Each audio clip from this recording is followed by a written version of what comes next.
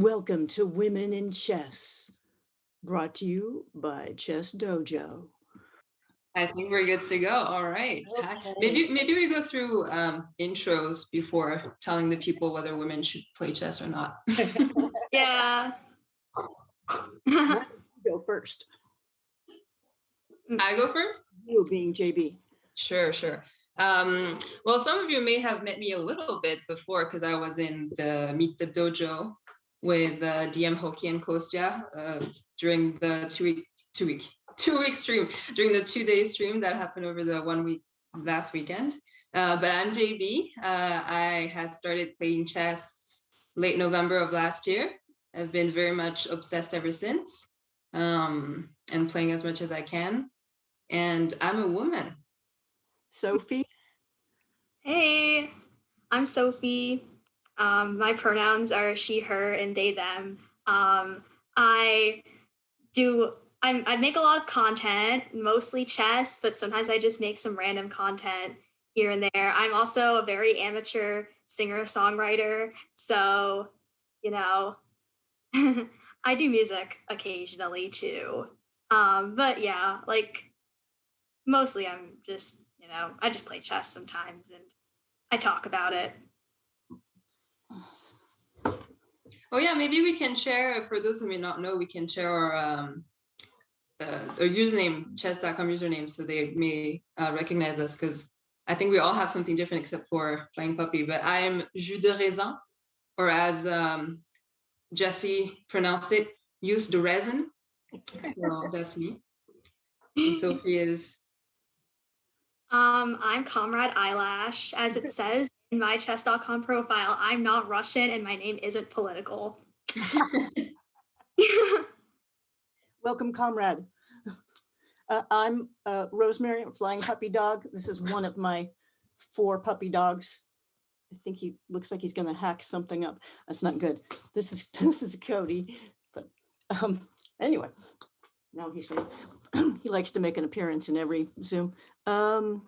So I've been playing chess seriously since November. I learned chess from my dad when I was pretty young, and then played with some friends, through high school, and then pretty much stopped because I felt that it was hopeless, that I would never get better. So this is sort of a challenge to myself to see if I can actually improve at chess, or if my brain just doesn't work correctly. I have better language skills than I have spatial skills. So the spatial part's difficult for me, but I'm having a blast and I love it. Let me ask you, is that because you're a woman? It is, women just don't have the ability to be as good as men at pretty much anything. Especially chess. That's what I thought. Well, that's a great, I think, set of introduction and segue into the topic, which is women in chess. And maybe a bit of intro on this topic for everyone too is, and that was a piece of information shared by David, that about 30 years ago, there were about 1 to 5% of women who played chess. And today, I looked it up quickly, and it's closer to 15% today. So a little bit of an increase. That's encouraging, but 15% is still a significant gap. And so today is where we're talking about this pretty important question. It never even occurred to me that there was any difference between men and women in chess, until I got involved with chess.com and looking at the chess world. I never even thought about it, and I can't imagine why it would be. That never occurred to me. Yeah, I mean, I think the first thing that you kind of point to when it comes to differences between genders and their how many of them take up chess is basically just social norms or roles or whatever, gender roles, and sort of how that affects people's upbringing and whether oftentimes, like, you know, whether they're introduced to the game at a young age or whether they're encouraged to play the game at a young age. And yeah, I mean, this kind of goes back to like, you know, really old traditional gender norms where chess was seen as a game for, well, chess was seen as like an intellectual game and like a game that required a lot of like logic and thinking skills. And, you know, that was kind of associated with men. So, yeah, it kind of just back all the way to really traditional gender roles. But, you know, and I don't know, just it's interesting to talk about how much that still affects today's society. I am surprised that it's still an issue today, you know, because it seems like a lot of things have evened out. And there doesn't seem like there's anything particular about chess that would make it seem more like a man's game. It's not like, I don't know. Okay. When you consider the historical factors, it makes sense why it is in the state it is today. But it's true that for me as well, since I started so recently and before starting to play chess, it wasn't even near my radar of something that I could do. I just hadn't ever thought of the possibility of there being a disparity between men and women in chess. And when I first started playing, and to be frank, I think that one of the reasons that actually pushed me to start playing and to be as dedicated as I'm being right now is because I saw the statistics and they were shocking to me, legitimately shocking. I took some time for me to wrap my head around the fact that there's about 1,600 GMs around the world for men and something like 37 for women. That's an unbelievable number. And so when I started playing, you know, not that I'm aspiring to ever be anything, but I think that it was sort of a thing of me going into it and thinking, well, let's play some chess, right? Let's bring those numbers up, and hopefully down the road, you know, who knows if I coach and if there's more girls or that can be interested. You know, there's a lot of things that can happen when you start playing chess, and it's not our role to do that. You shouldn't play chess just to do that. But I think that there's an aspect of it, at least in my perspective, where we do have to try to inspire more girls to be involved, because otherwise it's just going to be this 15% continuously. And it's, again, shocking that there's so few women and girls that are in chess. Yeah, having such a large disparity, I think in particular, makes it really uncomfortable for non-men who are in the chess community. Because usually, like, what I think at least is the most important part of representation is actually just making it a comfortable environment for anyone who wants to join, regardless of gender or race or whatever, you know, underrepresented community, basically. And yeah, like a lot of the time, it's like just by virtue of being a minority in such a community, like it makes them feel like they're not treated.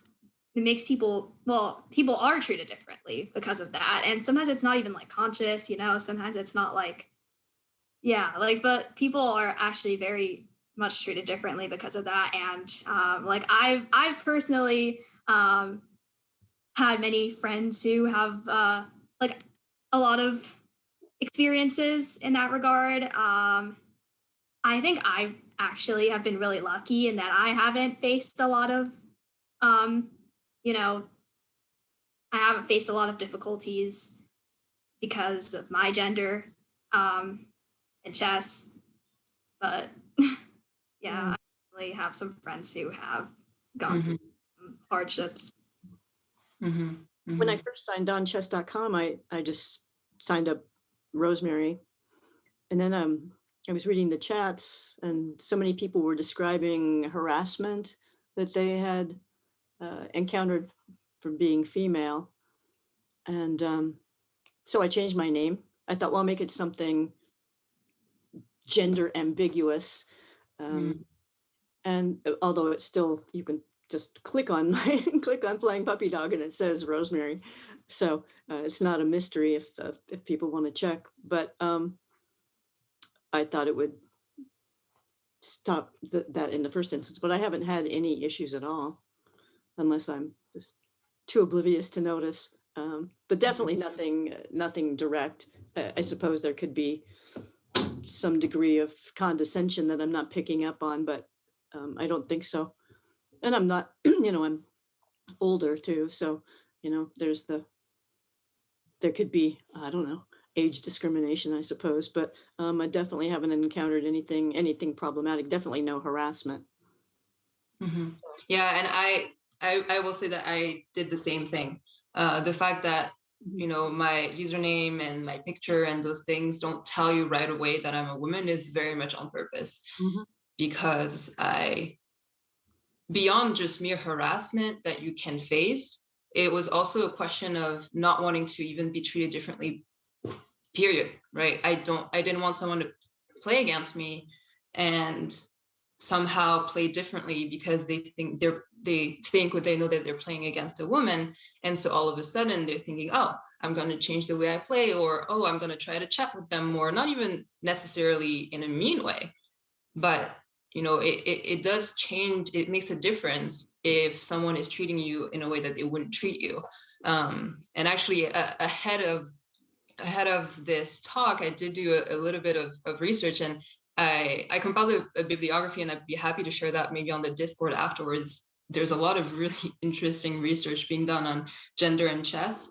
And there's one particular one that was quite fascinating about the fact that the researchers found that men tend to play more aggressively when they're playing against women. Oh.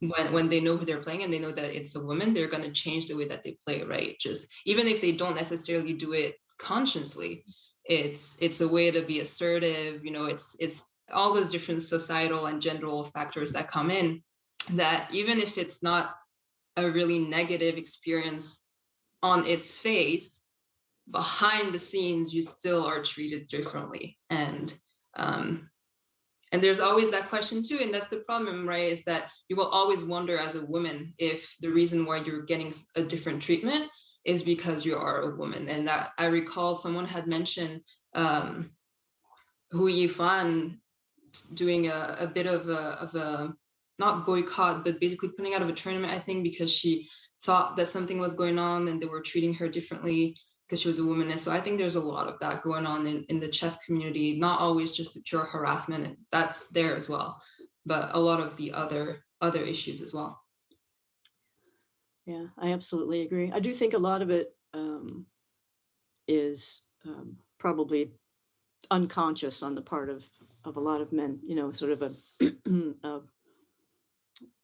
just a different way that they behave with women that they may not even be aware of, so that, yeah, I think that I'm not surprised that it alters the way that they play a lot of times.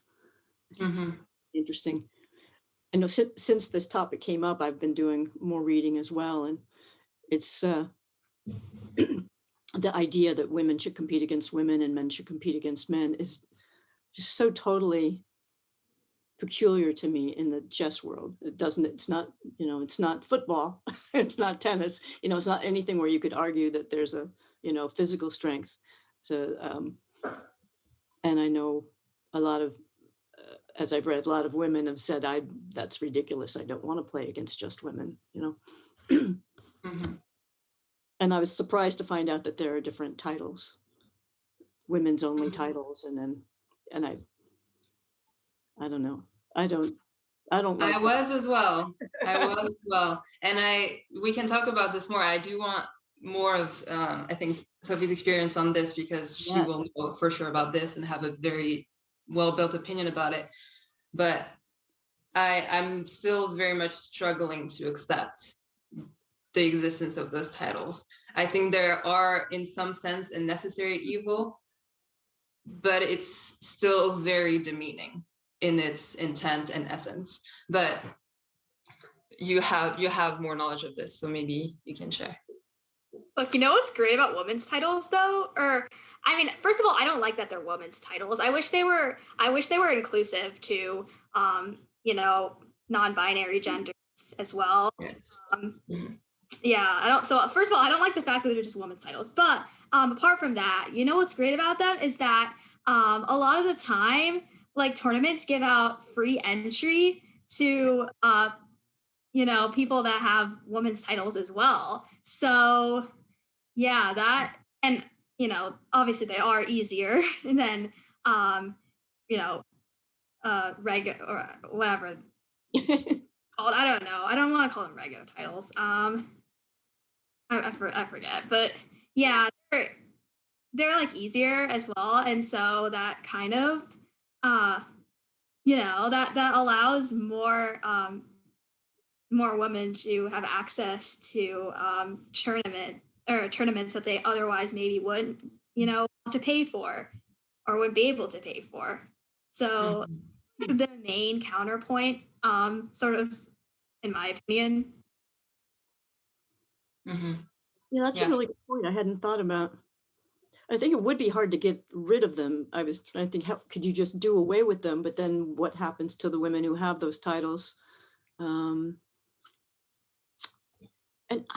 they're just, I know it's a tough one. And I think that, you know, you bring up the non-binary issue too, is if we just have, I guess if we have, I don't know what to call those other titles either. I guess they're the sort of all-encompassing titles, but if you have women, men, and then I don't know. I just don't. I understand what you're saying, and I think that is nice that it allows women to get involved in various tournaments where they might not otherwise, because things aren't really on equal footing yet. But I don't like the fact that it sets up a distinction. Like there's a grandmaster, there's a woman grandmaster, and you don't have to be as good. Like, right. Yeah, I didn't know about the economic aspect of getting into tournaments for free, and you probably would likely get sponsorships easier as well in these kinds of elements. So that matters a lot, right? That's important. And in terms of getting women into open tournaments where they can maybe go for the norms of the inclusive titles for both men and women and everything in between, that's great. That's absolutely a necessary. And that's why I say, you know, a necessary evil, because if you are wanting to push more and more women to be there, you need some incentives at this stage. So it's a really important point. What I will say though as well, and back in when they were created, I think I want to say the 70s, but I don't know that I know enough about that. But the intent was very much about, you know, we know that there's not enough women in the game. We want to create something that brings them in, and so those were created. But again, the question of the distinction gets made, right? And the continuation of those beliefs that certain people have, that women can never be as good as men. That some may make it, you know, you'll cite Polgar, you'll cite a GM here, a GM there, but they're the outliers. They're the extraordinary women, right? They're not the norm. And GMs, men GMs are understood to not be the norms as well, but it's almost less impressive for them, right? It's impressive, but it's an impressive feat of a man who is able to reach their potential. Whereas for a woman, it's almost, wow, you know, you succeeded where no one thought you could succeed. It's out of the imagination that this could ever be reached, when really, it's the questions of everything in between, the participation, the social factors that make it so women can't be as comfortable and successful in chess are so intrinsic to that. And the numbers, the low numbers reinforce that idea that it's an amazing accomplishment for a woman. It's like, well, there are only, you know, this handful of women who have reached the grandmaster status. So it must be an extraordinary feat. And the thing is that it is, right? It is an extraordinary feat, but it is for men as well. It's an extraordinary feat to get to the GM level for anybody, or to get to the IM level, or to get master at all. Where'd you get? No, it is. I see David is not agreeing, but my point is that it is, right? You need a certain dedication that not everyone is able to do, and you're in the top however many percent in chess. And yes, chess is a small world, but it's still a world in and of its own. And so it's a feat. The question is that you need to celebrate it on equal level. And when we get to that celebration on equal level, and that's why, for me, I get so irked with those titles, is that you can only really reach parity and say that you've reached parity once you have the same celebration for everyone, once you consider the achievement the same for everyone. Mm-hmm. That's where I stand from. Yeah. I've always kind of been on the fence about these titles. I don't think I really have like a clear opinion on whether we should just get rid of them or whether we should keep them. I've always kind of been more or less on the fence because, I think in principle we shouldn't have them, like ideally. And I would like to see FIDE get rid of them once we have equal representation and, everyone's kind of on more so like of an equal playing field. I would like to see that happen. But then like as you were saying earlier, JB, I think, the economic factors are, a pretty convincing reason to keep the titles, especially given that women in general make less, make less money, generally speaking, and so that makes like,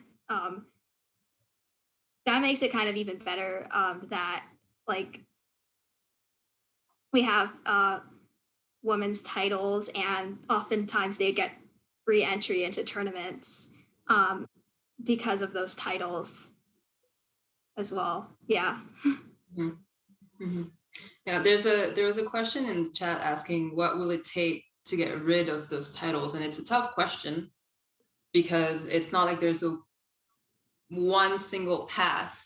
I think that where you can say specifically you do this, no more women's titles. Everyone is on the same level. Everyone's considered the same level. Obviously, there's a lot that needs to change, and it's not like you can just get rid of the titles and expect this to be better because all of a sudden everyone has to reach the same title, so everyone gets the same respects and the same expectations. That's not quite how it works. My perspective is that it all happens when children are being, very educated at their young age. I was reading this other article where the clear link that they made was that it wasn't so much a question of biology. It wasn't so much societal factors. It wasn't necessarily money, etc.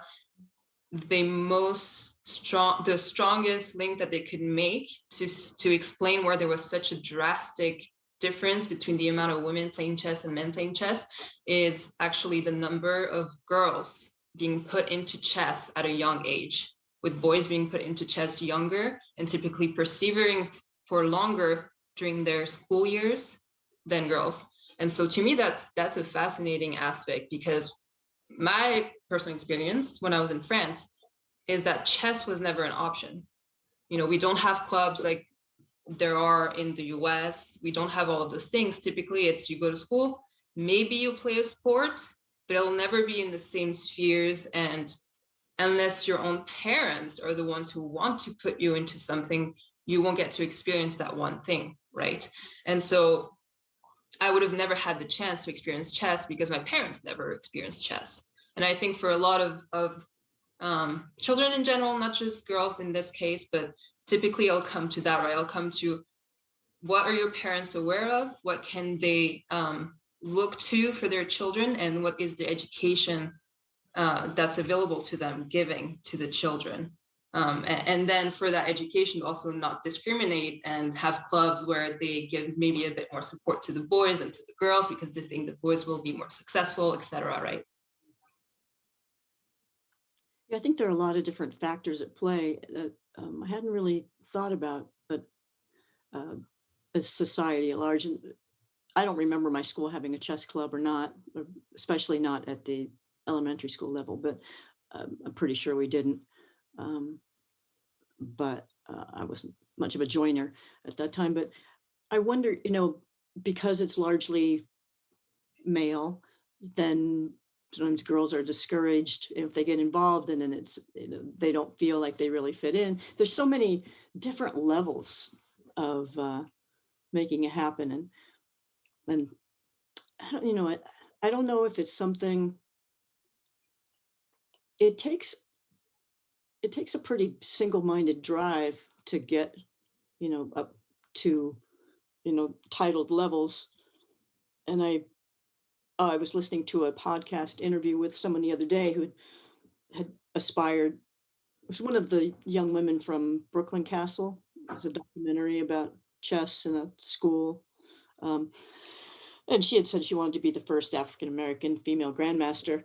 And in this interview, she had gone to college and she was interested in lots of things. She got very interested in social justice. She planned to go to law school. And so, she was interested in chess, but not solely chess, and I wonder if that's the case for a lot of people, where there are many, many things in the world that seem worth pursuing, and maybe not just chess, and especially given that it's probably not the easiest thing to make a living at. Not everyone who plays chess or pursues chess is going to be a professional chess player or able to turn it into a lucrative Twitch channel. So there's lots of different factors. So I don't know that I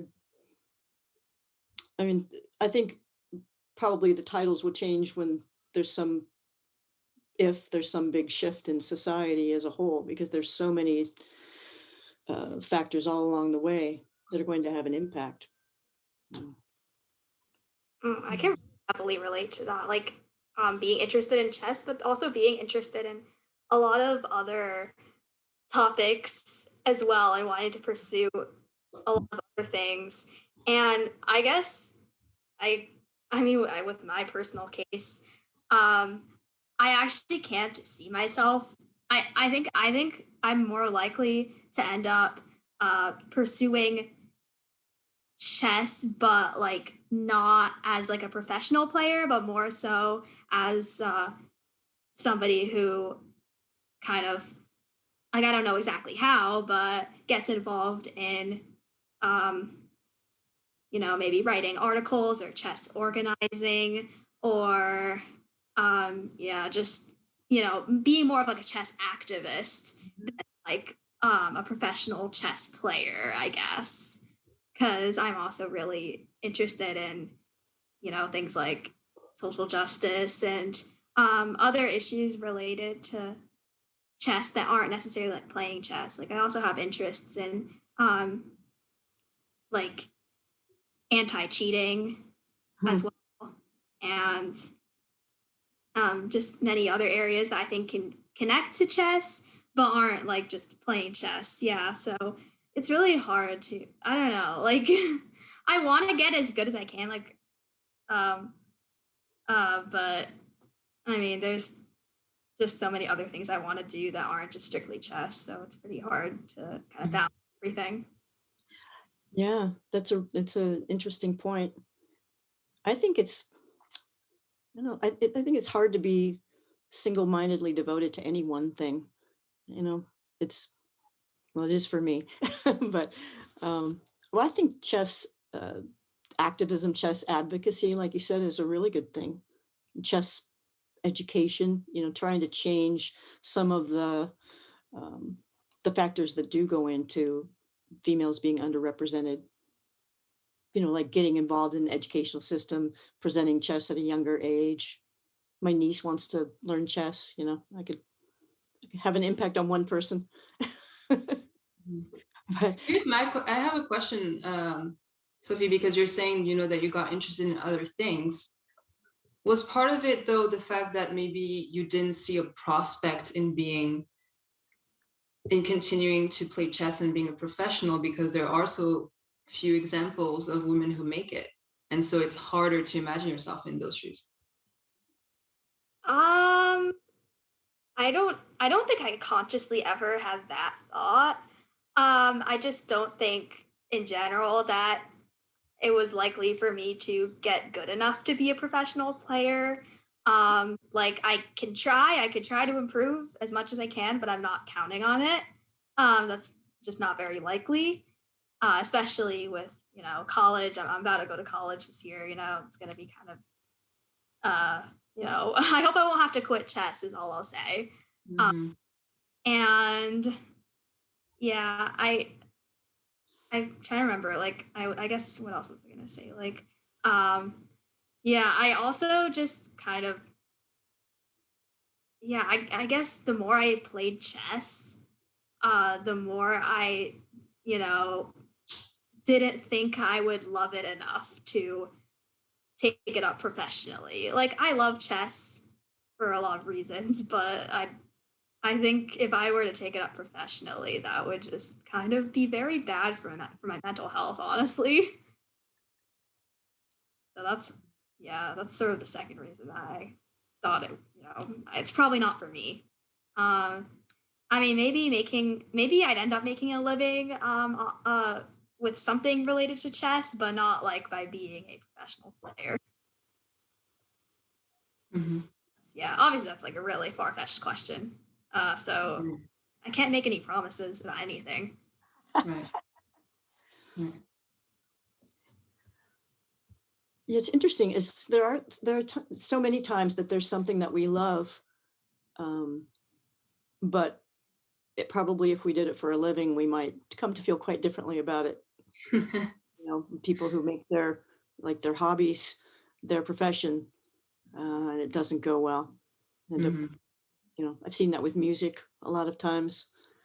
People are amateur musicians, love playing music, and then if they had to do it for a living, or they do it for a living, and then they find they just resent it. It's not fun anymore. So, Yeah, that hits pretty hard personally as another amateur musician. yeah, I'm an amateur musician too. And I don't think I'd want to be, on the road all the time, touring, and, I get stressed if I have to play, twice in a whole weekend or something. Like, that's too much. Yeah, I feel the same way pretty much.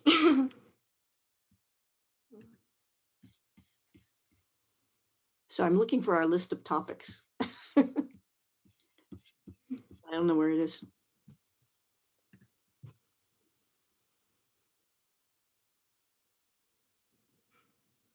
Sure. Hi, can you hear me? Sorry, I was frozen for a bit. I can hear you. Okay, so I lost you all for a minute there. I think maybe a question that I'd be curious to is, so we're talking about this topic. A lot of people are talking about this topic, and I think that the reason why is because there's been this huge boom of chess this year for however many reasons. Queen's Gambit being one of them, the Twitch boom being another, COVID being perhaps the main one, and people having to do something with their time and lives. Do you expect that with the years to come, this is going to be a huge catalyst for more women and girls in chess?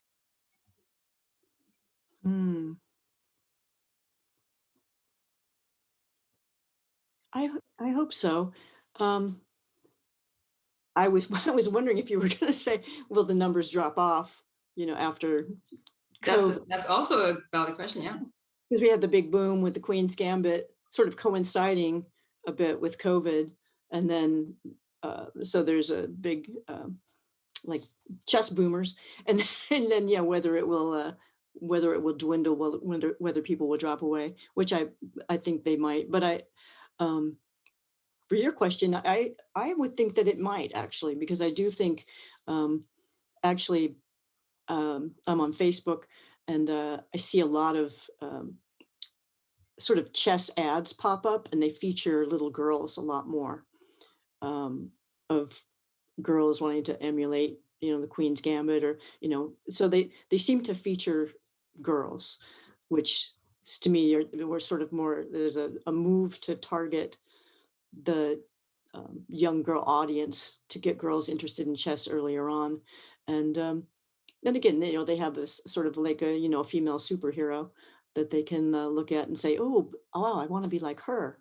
And it's always hard when you don't have role models that you can relate to. So it's something that kind of makes it cool. So I would think that I would expect maybe overall the numbers of people involved in chess to drop off, but I would think that there's a high likelihood that there would be an increase of females. I think that the more attention there is to chess in general, the more attention there will also be to more equal gender representation within the chess community, especially given that chess on Twitch is probably like the biggest, most popular or like sort of the most common way that new players have discovered chess these days. And a lot of like the most popular streamers are also female. Alexandra Botez and Andrea Botez and Chiyu, Joe, Nemsko. Those are some, big names. And I think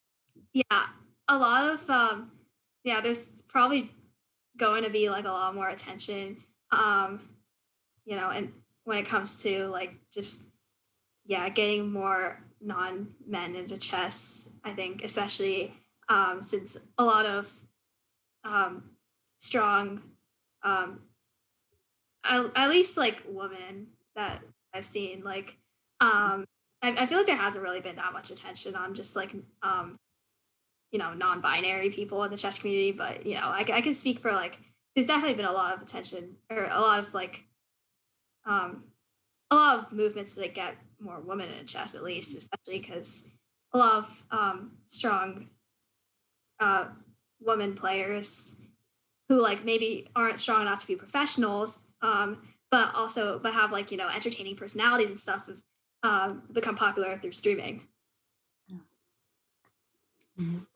I was going to start a Twitch show called I Suck at Chess.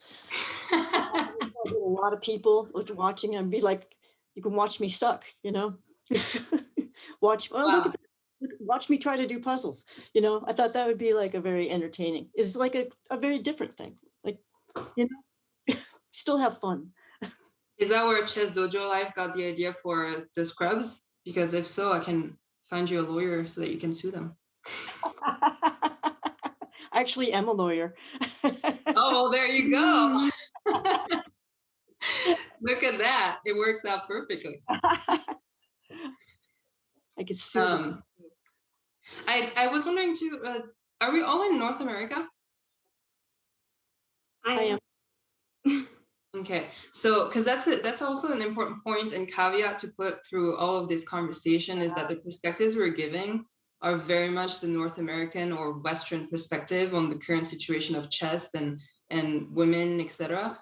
Because in other countries, I think the situation is different, not necessarily better per se, but definitely different. And the vision of what chess is and what women can do in chess is likely different. I think I was reading that Georgia and Vietnam have some of the most egalitarian programs when it comes to gender and chess. And so you take countries, right, that you don't usually necessarily hear in the conversation about women in chess, because typically you hear from perhaps North American, European, and Russian chess players who give their opinions, and you don't necessarily hear about the perspectives of all of the other countries of the world and all of the other cultures and societies and realities that are around the world. So that's a huge point to keep in mind when discussing where to go, is that you can't give a one-stop solution for every program around the world to make sure that girls are more involved in chess from a young age, right? FIDE can't all of a sudden tomorrow say, listen, we created this program and we're going to implement it everywhere and it's going to work everywhere and it's going to be fantastic. Queen's Gambit, all of the girls are going to be Beth Harmon. No, that's not going to succeed. And at the end of the day, it'll be, resources poorly utilized. So I'm hoping that once the conversation continues, not only there's kept in mind the notion of gender, but also kept in mind the notion of diversity and inclusion in terms of solutions. You can't consider chess. Chess is such an international game, and that's the beauty of it. It's amazing when you're on chess.com and I'm here in Canada and I'm playing someone from Tunisia or from Nigeria or from New Zealand. You know, it's really great to see that, but it's always a reminder that we have to consider that their chess federation, their chess culture has to be different. Great point. There's probably also a lot we can learn from countries that have like really sort of egalitarian like programs and just representation in general. I mean, I don't know anything about like how, you know, it works in like Georgia and Vietnam, as you were saying. I don't know anything about those chess in those two countries specifically, but I'm sure there's definitely like a lot we can learn from that, just as the chess community in general, and a lot that we could take away from kind of studying studying chess culture in countries where like there's much more like equal representation between genders. Mm-hmm. And I know a lot of countries, this isn't directly related to the women in chess issue, but many countries emphasize or have chess as part of a school curriculum more involvement, so that they understand the benefit that chess has on developing minds and developing certain skills. So I know I've been reading about many countries have much more of an emphasis on chess in the schools, and the US is certainly doing some of that, but not as much. It's not as sort of like taking music and the arts out of schools as budgets get cut. It's something that's not a priority, even though we know that it has a huge impact on the developing mind. So I think chess education would be good. Yeah, this is really interesting because in the US specifically, I think, and I'm not sure about like other like quote unquote like Western countries, but I know in the US specifically, the US has kind of had a lot of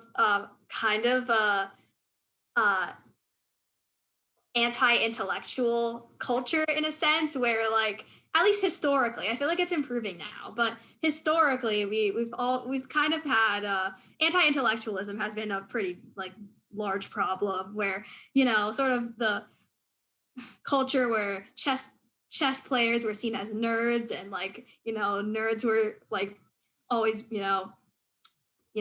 were the ones who tend to be bullied more in school and like made fun of because I don't know, like I don't really get it. Like, I mean, definitely it's better now. Like, I don't think there's as much of that anymore. But yeah, like anti-intellectualism has long been like a pretty big problem in American culture, at least. I don't know about in Canada, if you can attest to that, JB, but. Everything's wonderful in Canada. No, it's not. I can tell you all about how it's not, but unfortunately, I didn't grow up here, actually. I grew up in France. I've been in Canada for about 10 years now, but so I can't have anything on personal experience about what's going on in schools, and especially what's going on with chess in schools. But same problems are here. Unfortunately, same problems are everywhere when it comes to schooling and bullying and the kinds of experiences that all children have, sometimes girls more because of one or two reasons. But I think that definitely addressing those issues is part of the key questions of what to do to make sure that women feel more comfortable playing chess, right? It's not so much just put girls in a club where they can play chess. You have to make sure they stay there. You have to make sure they want to stay there. It's not just their parents keeping them there just for the fact that their girls are playing chess, right? It has to be a desire to continue because they are challenged, because they feel welcomed by their colleagues that are playing with them, boys, girls, professors, whomever it may be, right? And so that's definitely part of how to keep women in chess in the long term is you have to address what's going on in schools and what's going on when they're very young and the expectations that are there, make sure that they're just as well supported as boys may be. I will say a quick, kind of unrelated thing, but there was a mention, I think, by Marco in the chat about the top women being 2,400 and where that was. Quick fact check, the top woman is actually over 2,600. I don't know the specifics, but the top woman in chess has no shame to have. She's very strong. And I'm sure that she could be stronger, but I've read some articles and interviews from her, and she's saying that she's trying to focus on coaching and teaching and these kinds of things, which is understandable. But that's an example right there, right? There's a bit of misinformation about what women are able and capable to do as well. And it's not, you know, it's okay. I don't want to make this person feel bad necessarily. If you don't know, you just didn't know. But women can very much be strong, can be over 2,600. I don't know what the rating was when Judith Polgar was playing, but she was toe-to-toe with everybody else at the top. She played in the candidates, I believe. So it's not a question of potential. It's not a question of potential for sure. I don't believe that. I think it's a question of the kind of support and just participation and everything else that goes around women playing chess and the societal and economic factors that are around that too. Yeah. Oh, 100th player. Okay, not the top player, the 100th player. I see. You reading that? Yeah, sorry, I'm curious about what you know, the discussions going on at the same time. But I think my answer still fits that question though. The 100th player for women is 2,400. Why is that? Well, the question isn't so much why it's there, the 2,400. The question is, why are there so few women in chess that the 100th top woman is only 2,400? That's sort of the framing that should happen. We shouldn't be shocked at the number and say that women are less good at chess because the 100th women is only, quote unquote, only 2,400. We should wonder, oh, maybe there's a problem, there's not enough women, because we could probably see a spike in numbers when we get there. You know, every researcher will tell you that it's a lot easier to find extreme numbers in a sample when that sample is bigger. The more numbers you have, the higher numbers you'll get at the end of the day, right? Men, you have 600,000 or 600,000 men signed up for FIDE. Automatically, just by pure statistics, you'll have more people that are over 2,400. It just works out that way. Right. Mm-hmm. Yeah, exactly. I'm wondering, should we start taking questions from the chat if we haven't already? I mean, I guess we kind of, we took like one question or something. Sounds like you've been keeping an eye on it. I don't know if there's a specific question maybe that had been prepared that we didn't answer. Would you be interested in playing in a women-only tournament was one question. Ooh. That's true. I don't know I wouldn't be able to answer that question. You, Rosemary? I don't know. I'm not generally interested in doing women-only things. It's not really how I see the world, but I suppose it's possible. I wouldn't say no. I just don't really like the idea of it being separated out. So, wants to know if we've experienced sexism in the dojo.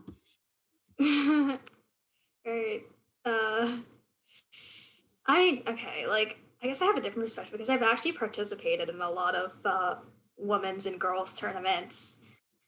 I love them. They're some of my favorite tournaments ever. I don't know why. I can't really put into words why I love them so much, but you know, I do. And yeah, so I don't don't know. I guess that's part of the reason that for me, it's kind of hard to say like, oh, we should just get rid of that, even if it makes sense logically. Because I've personally like had really good experiences with women's and girls tournaments. And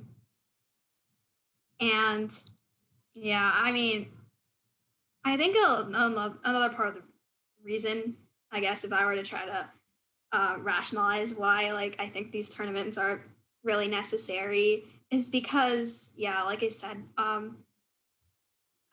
actually, women and also like non-men more generally speaking are a minority, and I think, and I've personally known so many, particularly women who have faced harassment and who have,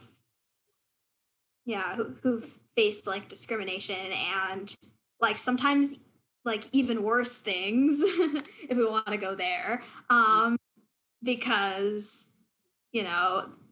like just the fact that there's such a small minority, it's kind of already just by virtue of that just makes it kind of an unfriendly environment for them. And I've heard so many like stories where they, some guy was really creepy to like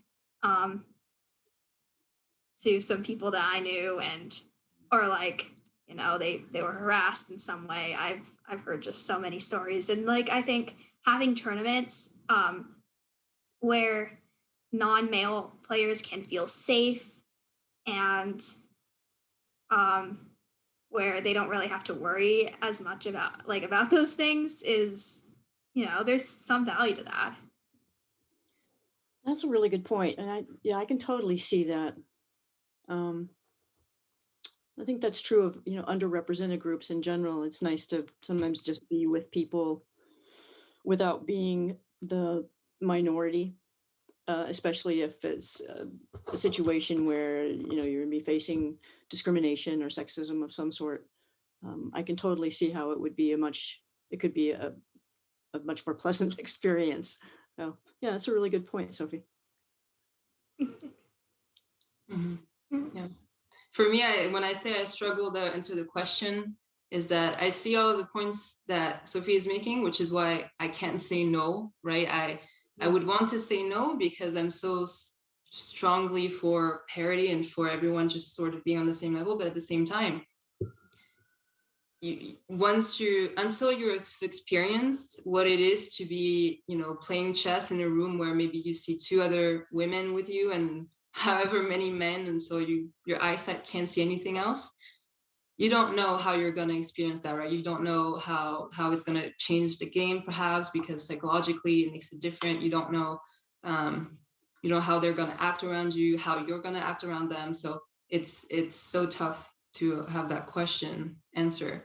And I will say one quick thing too, is that someone asked about, would you wear a headscarf if you were playing in a country that requires it because of religion or culture? And that's not quite the question to ask. The question to ask is, think about it, right? Women who have to go play in certain countries can't play similarly to men because they'll have to follow certain rules that men don't have to follow. And so automatically it will impact their ability to even perhaps participate in those tournaments. Or if they're participating, they'll have to, be accompanied by men when they're walking outside, or all of these other factors that is likely to hinder participation. I probably wouldn't want to sign up for a tournament like this. And so automatically I don't get the opportunity to play at those tournaments. I don't get the opportunity to get my norms or to get my ratings, and I can't be as successful, right? Right. Mm-hmm. It's complicated. Definitely. Do we have any sense of the composition of the dojo members, male to female or male? I like Sophie's term, non-man, men to non-men. That's a good question. I wouldn't know. Well, I don't have. I just see people's usernames. I have no idea who's who. You know what sex they are. Maybe we should. Oh, sorry. I feel like I keep cutting you off. I don't know why. No.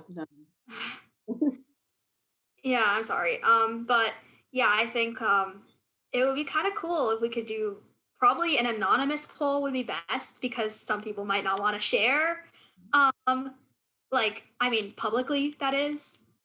So yeah, that would be interesting. To John David. Yeah, I don't know if Twitch even has those analytics. I know that YouTube sometimes has gender, but of course you don't have to actually say the truth or share that, and so it's tough to gauge.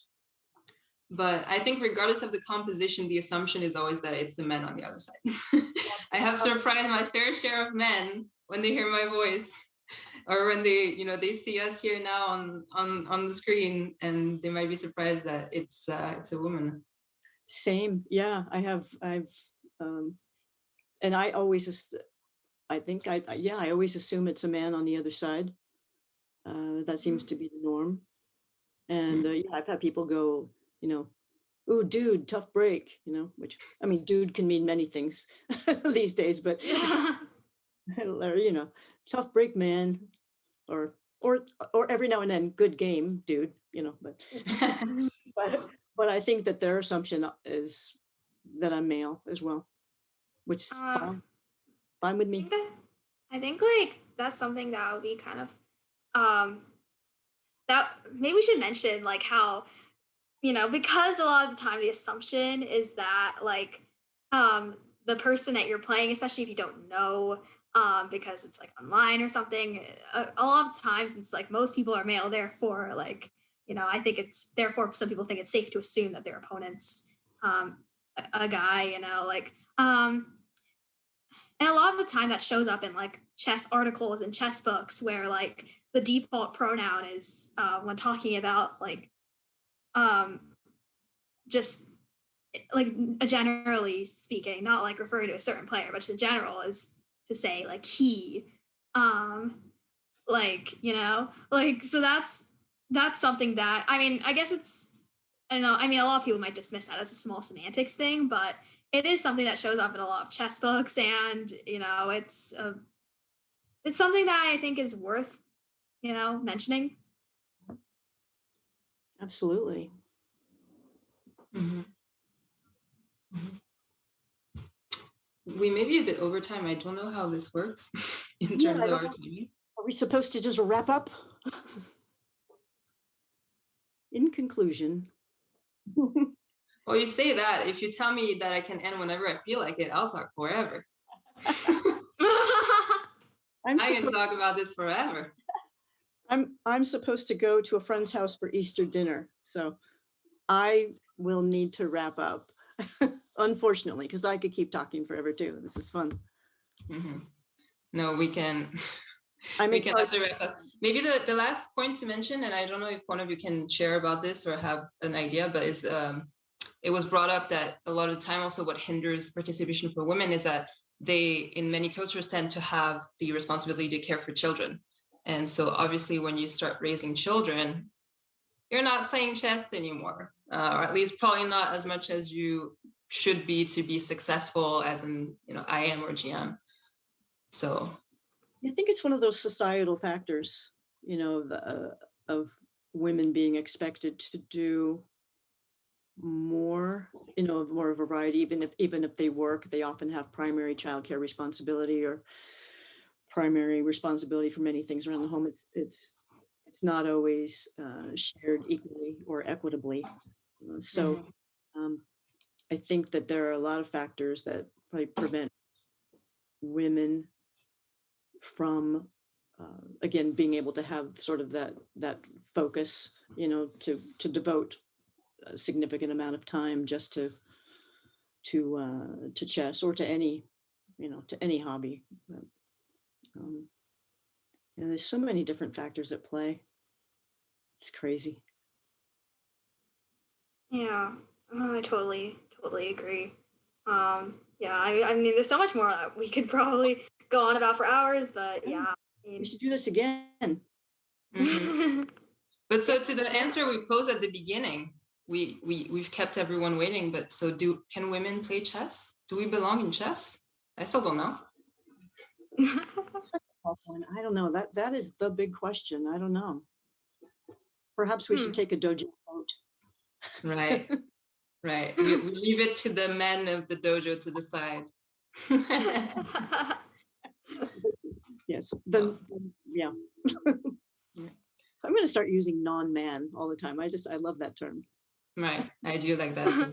Maybe we end by a hopeful note. What do we all hope for in terms of women in chess? And in terms of this discussion we had today with everyone in dojo. I hope to eventually see, more equal representation, and also, I hope to eventually get to a point where like we don't really have any logical purpose for gender specific titles or tournaments, and where we could just have chess, non-gender specific chess. Sounds great. Yeah, I think I'd like to see chess education in schools really become much more prevalent. And I think that so that kids get involved early, especially girls get involved early. And I think the Queen's Gambit did a lot for that. And I think being able to look up and see more females in chess and letting girls know that there are more females in chess and that it's cool, I think that just goes a really long way. Just like, women in rock music, when you start women in any, thing where you see women where they weren't traditionally represented, and then girls go, wow, that's so cool. I could do that. You have an icon to look up to. So I think more representation, I think it continues to grow. That would be my hope. Mm-hmm. Yeah, I'll echo all of that. My hope is definitely that as well. My hope is also that